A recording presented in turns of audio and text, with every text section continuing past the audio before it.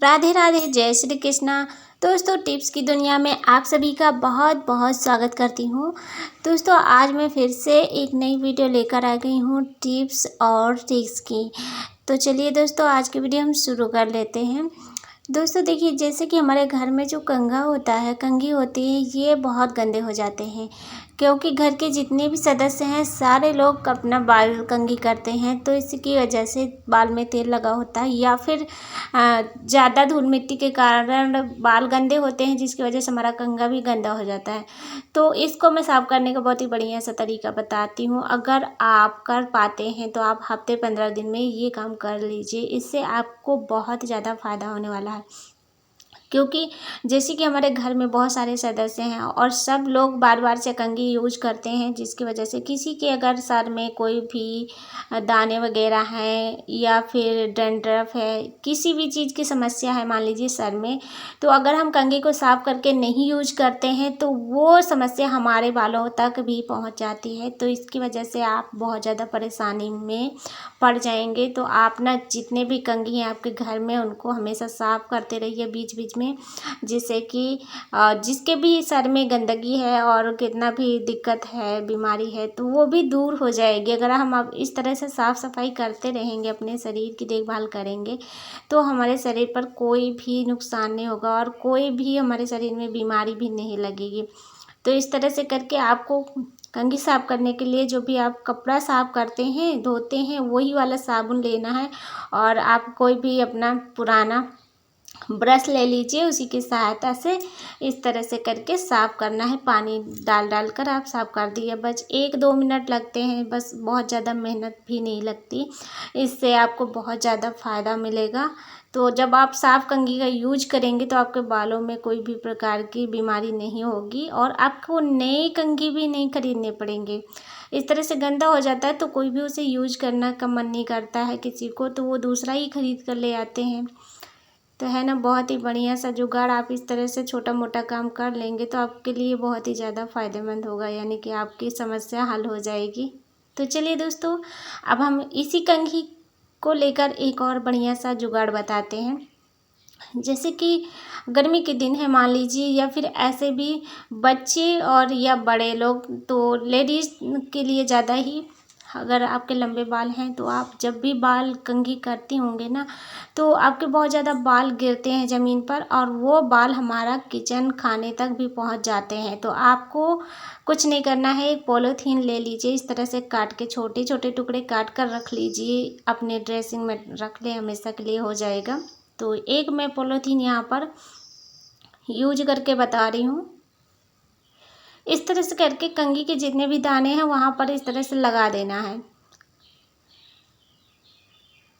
ऐसा करके आप लगा दीजिए। इसके बाद में जब कंघी करेंगे तो जितने भी बाल ज़मीन पर गिर रहे थे वो बिल्कुल भी ज़मीन पर नहीं जाएंगे, बस इसी पॉलीथीन में अटक कर रह जाते हैं। ऐसे करके लगा देना है, बहुत अच्छे तरीके से फिट भी हो जाता है। तो इस तरह से लगाने के बाद में आप जो दूसरा टुकड़ा है या 3 टुकड़े काटे हैं उनको रख लीजिए, तो हमेशा के लिए काम में आएगा।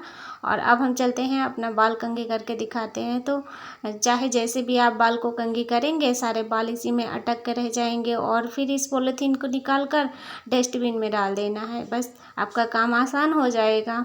इसके बाद दोस्तों, हमारा जो दूध होता है, जब हम उसे बॉयल करते हैं यानी गर्म करते हैं, तो इसका अगर मान लीजिए ध्यान ना दिए तो पतीला या फिर भगोना उससे बाहर आ जाता है दूध, तो हमारा पूरा बर्तन ही ख़राब हो जाता है। और अगर हम चाहें कि फ्रीज में रखें वो उस बर्तन को, तो हमारी फ्रीज भी गंदी होती है, तो है ना, आपका काम बहुत ज़्यादा बढ़ जाता है। तो आप इस तरह से जो है जो दूध बह गया है तो आप दूसरे बर्तन में खाली करेंगे तो जितना भी इसमें मलाई लगा हुआ है वो भी हमारा फालतू में निकल जाएगा, क्योंकि हम बर्तन को दूसरे में खाली करेंगे तो हमारा ये वाला पूरा पतीले का जितना भी दूध लगा है वो भी हमारा वेस्ट हो जाएगी। तो आपको कुछ नहीं करना है, जिस मंजने से आप बर्तन को मांजती हैं आपको वो ले लेना है, थोड़ा सा जो है लगा दीजिए इस पे साबुन वगैरह और फिर इस तरह से धीरे धीरे करके आराम से इसका पेंदी तले का मांज देना है। इस तरह से करके मांज दीजिए। अगर बर्तन गर्म है तो किसी भी चीज़ से पकड़ लेना है, इसके बाद में धीरे धीरे करके मांज लेना है। तो ये देखिए मेरे भी घर में ऐसा हो गया, तो मैं तुरंत ही इसको साफ़ करने में लग गई, क्योंकि ऐसे अगर पूरा दूध बर्तन में निकला बह रहेगा ना तो फिर हम उसको फ्रीज में नहीं रख पाते हैं, हमारी फ्रीज गंदी हो जाती है। और अगर बाहर भी रखेंगे तो इसकी सहायता से चींटियाँ तो पूरे दूध में आके डुबकी लगाने लगती हैं। तो इस तरह से देखिए हम यहाँ पर अपना बर्तन साफ़ कर लिए हैं और ज़रा भी दूध इधर उधर नहीं लगा हुआ है ना। बहुत ही बढ़िया सा आप ये काम कर सकते हैं, आपके लिए ज़्यादा ही बेहतर रहेगा। इसके बाद दोस्तों हमारे घर में देख सकते हैं कितनी ज़्यादा चींटियाँ आ गई हैं, क्योंकि जब भी हम कहीं पर भी कोई सामान गिर जाए तो चींटी और मक्खी मच्छर तो बहुत ज़्यादा आने लगते हैं। मक्खियाँ तो बहुत ज़्यादा परेशान कर देती हैं। तो जब आप कितना भी पोछा लगाती होंगे लेकिन अच्छे से मक्खी नहीं जाती हैं, तो आपको देखिए बहुत ही बढ़िया सा मैं जुगाड़ बता रही हूँ। आप जो भी पोछा लगाते हैं उस पोछे में थोड़ा सा शैम्पू डालकर और पानी डालकर फैला दीजिए। इसके बाद में थोड़ा सा कपूर लेना है, उसको बारीक करके इस तरह से पोछे पर डाल दीजिए। ऐसे करके डाल देना है पूरा अच्छे तरीके से फैला के, बहुत ज़्यादा नहीं, बस थोड़ा सा ही लगाना है। तो इस तरह से जब आप करके पोछा लगाएंगे तो अगर आपके फर्श में हल्का फुल्का जैसे चिकनाई हो जाता है तेल वगैरह का, तो वो भी अच्छे तरीके से क्लीन हो जाएगा और जितने भी मक्खी हैं चींटी हैं वो सारे के सारे दूर भाग जाएंगी।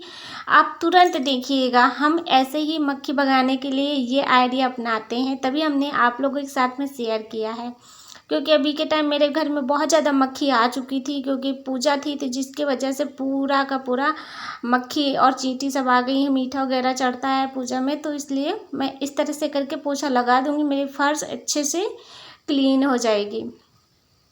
इसके बाद दोस्तों जैसे कि हमारे घर में जो शीशा होता है बहुत गंदा हो जाए तो उसको साफ़ करने के लिए आप आलू का छिलका लगाकर साफ़ कर सकते हैं। और दोस्तों अगर आपको लिपस्टिक लगाने का शौक़ है तो आप लिपस्टिक लगाने से पहले थोड़ा आई शैडो लिप्स पर लगाएं, इसके बाद में लिपस्टिक लगाने पर बहुत ही अच्छा सा फिनिशिंग आएगा। इसके बाद दोस्तों आपको मैं बताती हूँ बहुत ही बढ़िया सा टिप्स। अगर आपके दीवार पर कहीं भी नेल पेंट लग जाए, सूख जाए, बच्चे लगा देते हैं गोदागादी करके, तो आपको इसको छुड़ाने के लिए ज़्यादा झंझट नहीं करना है। बस आप जो है थोड़ा सा नेल पेंट रिमूवर लेकर उसको साफ़ कर दीजिए, या फिर जो भी परफ्यूम रखा है आपके पास फॉग वाला सबके घर में रहता है, आप उसको डाल दीजिए, फटाफट से क्लीन हो जाएगा। इसके बाद दोस्तों एक और टिप्स है बहुत ही बढ़िया सा।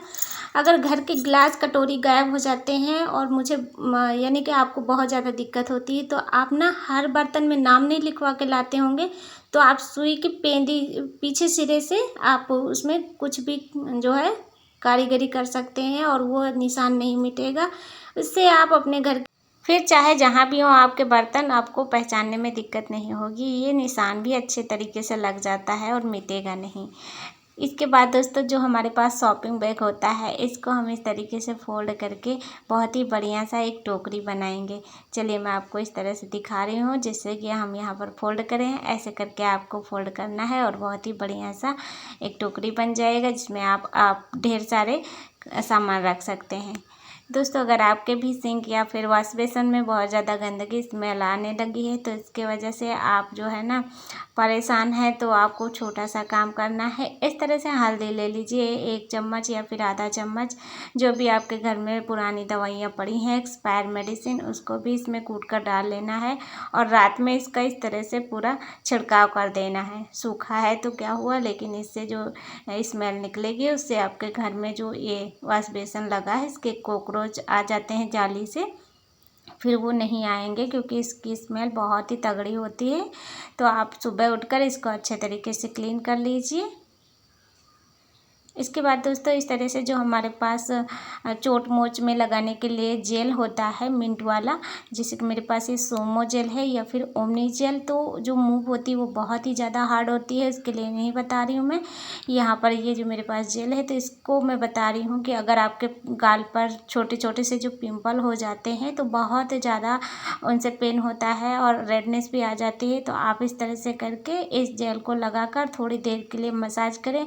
और मसाज तब तक करना है जब तक ये अच्छे तरीके से ड्राई ना हो जाए। ड्राई हो जाएगा तो इसमें से थोड़ी थोड़ी सी मैल निकलेगी, तब आपके स्किन पर ये अच्छे तरीके से वर्क करेगा। थोड़ा सा ये मिंट वाला होता है तो आँखों के पास संभाल के ही करें।